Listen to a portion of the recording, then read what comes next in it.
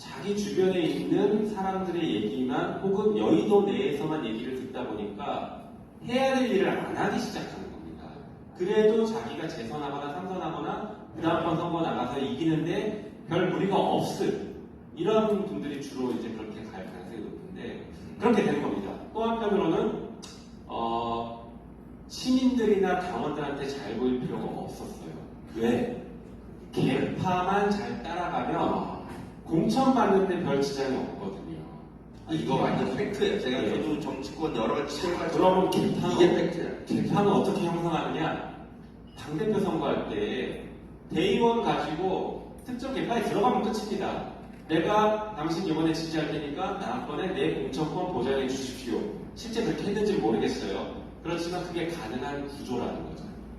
돈봉투 사건, 이게 수사 결과 나와봐야겠지만 만약에 이게 사실이라고 하더라도 네. 그 이유가 그럴 가능성이 있는 게 이 대의원이 너무 많은 그 과대 표를 갖고 있기 때문입니다. 그러니까 이 구조를 깨뜨려 놓지 않으면 의원들이 당원 눈치를 여전히 끝까지 안 보겠다. 개파의 보스 눈치만 보면 다음번에 자기가 자리를 보존하는 데는 얼마든지 가능한 일이기 때문에 그래서 이거를 깨뜨려야 된다. 그러면 가장 중요한 건 대의원과 당원 1인 1표로 가는 게 이 개파주의를 확실하게 무너뜨리는 것이거든요. 그래서 민주당이 시민들한테 사랑받고 신뢰를 회복할 수 있는 가장 근본적인 개혁은 민주당 내의 개혁이고 이 개파를 없애는 대의원 당원 1인 1표제로 가는 것이다 라고 생각해서 이걸 이뤄냈습니다.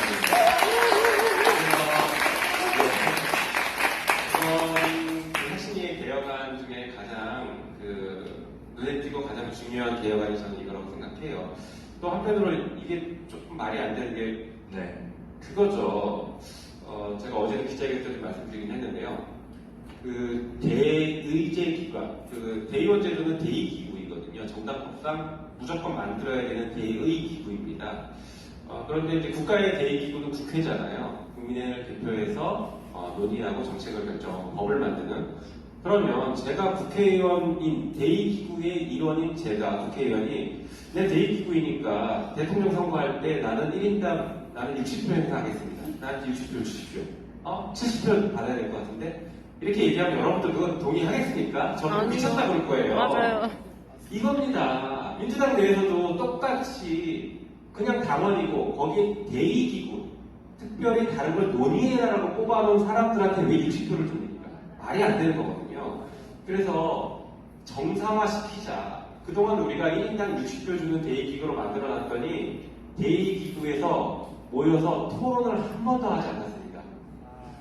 대의원 제도는 모여서 토론하는 기구입니다. 쉽게 말해서 우리가 2024년 22대 국회의원 선거할 때 선거제도를 어떻게 할까 한동안 시끄러웠잖아요. 그거 왜 국회의원들만 모여서 당론을 정합니까? 아니에요. 당론은 대의기구인 대의원 제도에서 여기서 정하면 됩니다. 그리고 거기서 논의한 당론을 투표, 전당원 투표를 통해서 확정되는 이런 방식으로 가야 돼요. 당론을 그렇게 정하는 겁니다. 정말 어쩔 수 없을 때 비상시에 국회의원들이 모여서 빨리 당론 정해라 할 때 국회의원들이 당론을 정하는 것이고 국회의원이 당론을 정하는 게 정상이 아닙니다. 비정상입니다. 그래서 당론은 대의원들이 정하게 만드는 게 정상적인 정당의 구조이죠. 그래서 대의원 제도를 정상화시켜야 된다. 지금 그 김은경 혁신안이 나오니까 일부 국회의원이나 여기저기서 공격할 때 대의원 제도를 없애버렸다는 얘기입니다. 완전히 그 팩트가 아니잖아요.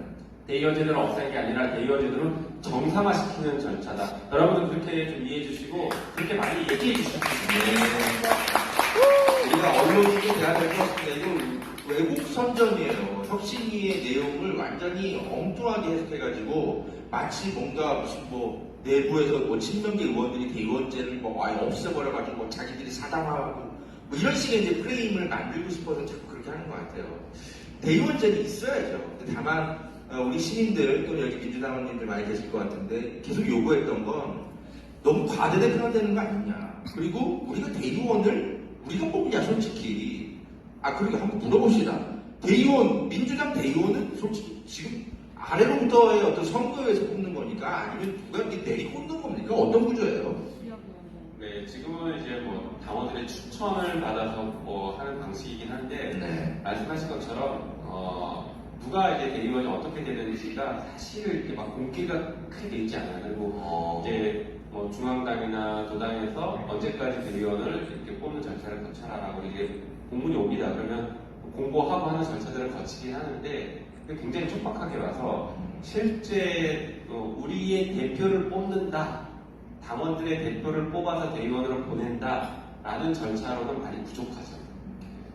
21세기 벌써 23년을 살고 있습니다만 언제적 지금 민주정당 구조를 보고 있는가 싶습니다. 사실은 네, 여전히 갈 길이 먼데 아무튼 대의원제에 대한 대의원제를 없애는 게 아니라 대의원제를 정상화시키는 혁신안이다.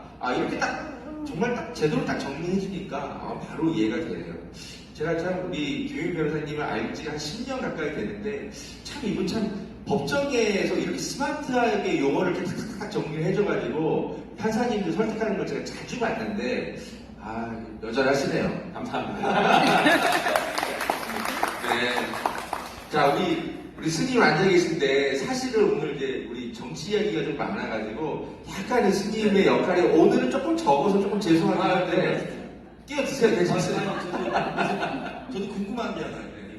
그러면 그 민주당 지금 대의원제도에 대해서 말씀하셨는데 다른 정당, 이를테면 국민의힘이라든지 정의당 같은 경우에 대의원제 어떻게 운영합니까? 이제 정의당은 제가 사실 잘 모르고요. 국민의힘 같은 경우에는 이렇게 비판하는 우리 당에서 이번에 그 혁신안을 비판하는 분들 중에 또 잘못된 논거를 드리는데 국민의힘도 대의원제도 폐지했더니 지금 나온 폐단을 봐라 이렇게 막 주장하시는 분들이 계세요.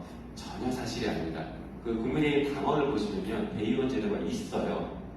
그러니까 자꾸 대의원 제도를 투표 가중치 주는 걸 대의원 제도라고 착각하니까 그런 얘기들을 하는 거예요. 투표 가중치 주는 게 대의원 제도가 아닙니다. 네, 대의원 제도는 말씀드린 것처럼 국회라고 생각하시면 돼요. 민주당 내 국회, 국민의힘 내 국회. 그러니까 모여서 논의를 하게 만드는 구조예요. 근데 국민의힘도 대의원 제도가 있는데 실제 운영이 안 되죠.